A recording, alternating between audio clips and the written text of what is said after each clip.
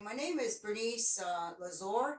My Mohawk name is Kasananolo, holder of a precious name. I'm a Wolf Clan, um, and I'm here to talk about the Akwesasne Kahwatsi Genealogy and Historical Society. I have been involved with this society from the beginning. It was back in 1997 when Cherie Bonaparte, Peachy, and I worked together in the archives, and I came in there as her assistant, and she applied for a grant through area management board to training how to do genealogy work, and it was approved. So there was 12 of us that took the training with Cornwall Genealogy Society in Cornwall, and we went every week for maybe 3 hours for 10 weeks. I believe it was 10 weeks. And they trained us. We went through everything, from the beginning to when you start working with the papers on searching for family history. So that went okay. And I think I'm the only one left that's out of that whole group that stayed with the society. Back in 2004, we kind of went under. We didn't have some of our members passed away, and well, Levi Peters was he a relative of yours? Was our vice president, and he was really getting into it and helping out a lot. And then he passed away. We didn't have the we didn't have it filled, and I served on there as secretary, and then I became a treasurer, and then I was acting president. I've taken every I think executive position on the society since it started. So we went down for a little while, didn't have anything going on, and then we moved it back up. Every people were interested in getting back on. We took membership and got it going again. And then we applied for grants to Mohawk Council with community that Rama money. We got funded for that, and we also put a proposal into the trust account. We got funded through there, and lately last year he got funded to the tribe, and Akwesasne Convenience Store Association gave us $300 as we were planning to hold a heritage fair. I think it would have happened today or tomorrow with Indigenous Heritage Day. This was our plan, but because of COVID, we have to postpone it and have it maybe later on when this is over. But in the meantime, this is what we're doing, is this promoting our society through Facebook, and we have been on the CKON radio program too last week, where we talked about our society. So I guess that's a little bit of the history of the society, how it started. We were downstairs at the archives, Mohawk Council Archives, in the Blue Building where the post office is. We were in that area downstairs, and we had quite a staff. There was Anya Cheryl and Kanigiusta Edwards were working there, and there was Mary Bova, Terry Bova. We had quite a few people that came to work there through this area management board funding. And then when that money ran out, well, we weren't funded. We were a nonprofit organization, so and Mohawk Council didn't pick us up, so we were just operating through the funding. And then when it all started, when we got going with the society, there was some old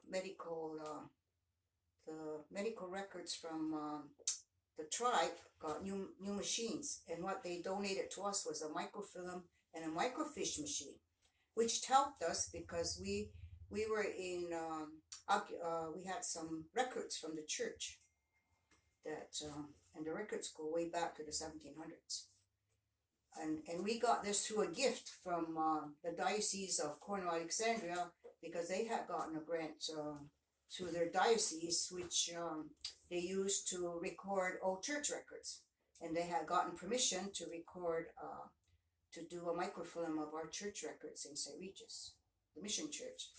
And eventually when our society was put in place, they they called me, and I went over to the Dyson office, and they handed me this box, and it was all full of this microfilm of our church records. So that's how we got it. And eventually, through our funding, through these different grants we applied for, we got it digitized. We got those records from the microfilm because our microfilm machines were starting to break down, and they were old. They couldn't get parts for it anymore, so we weren't able to access it as much as we did before. So we got it digitized, and that's what we have now. And we have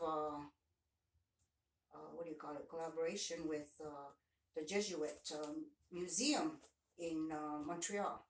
We've had 2 trips there, and they have some of our records, which they are digitizing and going to send it to us at some time. I hope soon. But we were able to go up there and go through their records and make a selection of what copies we wanted. So that will be coming. And then these records is not only our family, like the births, deaths, and marriages, but there's also some notations in the records about land and about other things that had happened here in Akwesasne at the early time of the Jesuits when they first came here. So there's a lot of history to the records too. So we are now here located at the Mohawk Nation office, and they have generously, in kind contribution, allowed us a room, a space for us to use. So we have computers, and we have filing cabinets. We have quite a selection of office supplies that we can use. But we're not here every day. We come whenever we can because we're all volunteers. This is not a paying job, so you have to come whenever you're able to.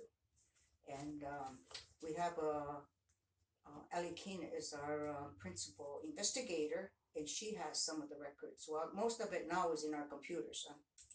So you can use your computer when you're looking for family search. The digitized records of the church is in our computers.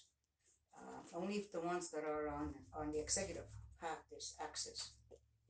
So so we come in to have our meetings. We try and meet every month, and then we bring up new business and discuss old business, and if take on new members, and we welcome anybody out there that would like to come in and join our membership. And we do have brochures, and we have a list of what you would be able to do or get if you become a member. We have an application. You sign up and give us your information. It costs $20 a year. That's the only thing that we earn, I guess. And out of that, you can come and with supervision, come in and search your own records. Go into our computer and search the family tree. We have them in binders too. There's a lot of records and binders that they can go through. We even have Oka and Kanawaga's records that we have purchased in the past, so that's all here. We're working on some historical stuff too. We're going to start putting things in the binders about history, whatever we can collect, or whoever wants to donate whatever papers they have here. So we have a security cabinet where we can put the documents or lock up things. So Ellie's in charge of that. We also have copies of the Kansas application papers. That was assisted for us by a genealogist from Onondaga. He was working at the Smithsonian Institute. He come across these papers, and he let us know about it. And we, whatever money we could, we paid him to get us as much information as we could. And he didn't get the whole thing, but he did get us a lot of information on the Kansas application papers. And there's quite a history to that too, because that was at the time when they tried to relocate our people, I guess, to Kansas. And what they did was they came here. The government people came here and they took information, family history, like on the Kansas application papers is the family history of the head of the family, the wife, the kids, their date of birth, and all that information is in there. So it's quite useful for us when we're searching, the family. Um, we were planning to hold this heritage fair, but I guess it didn't happen. And from that, we plan to invite local artists, craft vendors, historians, the neighboring genealogy and historical societies, because there's one in Potsdam, I think there's one in Messina and Bombay, and set up our display to provide information and a booth for family searches and recruit new members. We also have administration costs such as the phone and internet service. We have it set up here. Our office supplies, copy paper, binders, printer, ink cartridges, and honorarium costs for presenters. We do get a speaker every once in a while, talking about our history or just family. And we had Eric Poulet from Kahwatsi that was here and talked about the Seven Nations. So, once in a while. Then we have a historian out in Williamstown. His name is Dave Anderson. He's done a lot of writings about our people, and he's been here talking about our history too. So anyway, anybody that's interested in giving a talk, just let us know, and we'll book you in, and we can make it an event, an evening event or so. Then we get snacks and refreshments, and